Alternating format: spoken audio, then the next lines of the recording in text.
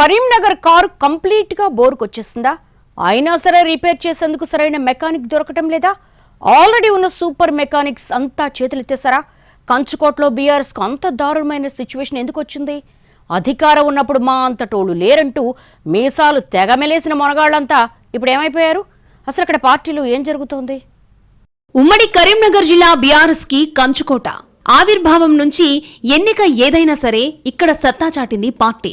ఉద్యమ కాలంలో ఊపిరులూదిన జిల్లాలో తెలంగాణ ఆవిర్భావం తర్వాత కూడా మంచి విజయాలే దక్కాయి. రాష్ట్రం ఏర్పాటు తర్వాత జరిగిన 2 అసెంబ్లీ ఎన్నికల్లో 13 సీట్లకు గాను 12 చొప్పున ఎమ్మెల్యే సీట్లను కైవసం చేసుకుని దూకుడు ప్రదర్శించింది బీఆర్ఎస్.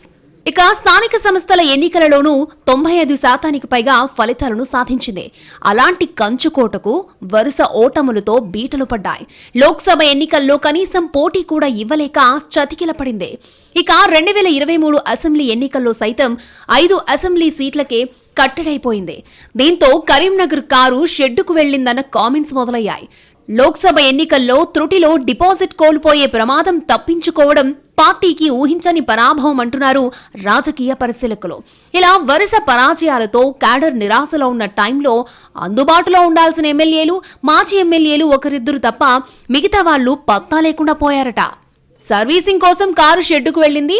రెట్టింపు వేగంతో దూసుకొస్తుందని వర్కింగ్ ప్రెసిడెంట్ కేటీఆర్ చెప్పి ఏడాదవుతోంది. అయినా ఎలాంటి మార్పు లేకపోవడంతో ఇక షెడ్డు నుంచి బయటకొచ్చే ఛాన్సే లేదా అన్న సెటైర్లు పడుతున్నాయట. పార్టీ అధికారంలో ఉన్నప్పుడు ఓవర్లోడ్తో ఇబ్బందులు పడ్డ కరీంనగర్ కారుకు ప్రస్తుతం స్టీరింగ్ పట్టుకునే నాథుడు కరువయ్యారని అంటున్నారు. జగిత్యాల ఎమ్మెల్యే సంజయ్ కారు దిగి కాంగ్రెస్ పంచన చేరగా ప్రస్తుతం 4 బీఆర్ఎస్ ఎమ్మెల్యేలున్నారు.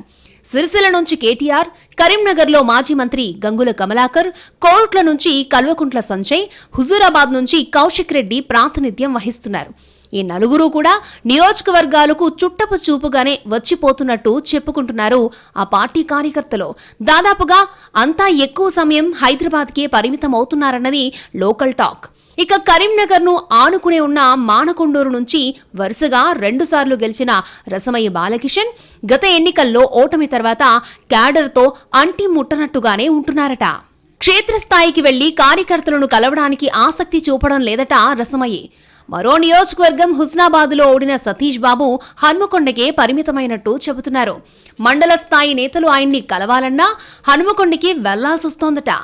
ఇక ముక్కోనపు పోటీలో హుజూరాబాద్ నుంచి విజయం సాధించిన కౌశిక్ రెడ్డి తొలినాళ్లలో హడావిడి చేసి వార్తల్లోకెక్కారు. కానీ ఇప్పుడు నియోజకవర్గం వైపు చూడడం లేదంటున్నారు. నెలలో ఒకసారి వచ్చి అదే కళ్యాణ లక్ష్మి చెక్కులు పంపిణీ చేసి వెళ్తున్నారట కౌశిక్ రెడ్డి. ఇలాగైతే బలమైన ప్రత్యర్థులున్న చోట పార్టీని ఎలా ముందుకు తీసుకువెళ్తారని అంటున్నారు బీఆర్ఎస్ స్థానిక నాయకులు.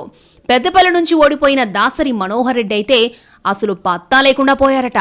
ఓడిన తర్వాత ఒక్కసారి కూడా నియోజకవర్గం పార్టీ మీటింగ్లో పాల్గొన్నది లేదంటున్నారు కార్యకర్తలు. పార్టీ అధికారంలో ఉన్నప్పుడు వర్గపోరుతో సతమతమైన బీఆర్ఎస్ కు ఇప్పుడు కనీసం కార్యకర్తలకు అండగా నిలబడే నేత కరువైనట్టుగా చెప్పుకుంటున్నారు. మంథని, రామగుండం నియోజకవర్గాల్లో అయితే బీఆర్ఎస్ నేతల పరిస్థితి వచ్చామా వెళ్లామా అన్నట్టే ఉందని అంటున్నారు. పార్టీ కార్యక్రమాలకు పిలుపునిస్తే ఖర్చులు ఎవరు పెట్టుకోవాలన్న దగ్గరే ఆగిపోతున్నారట నేతలు. ఇక మాజీ మంత్రి కొప్పుల ఈశ్వర్ ప్రాతినిధ్యం వహించిన ధర్మపురిలో అయితే మరీ అధ్వానంగా తయారైందట పరిస్థితి.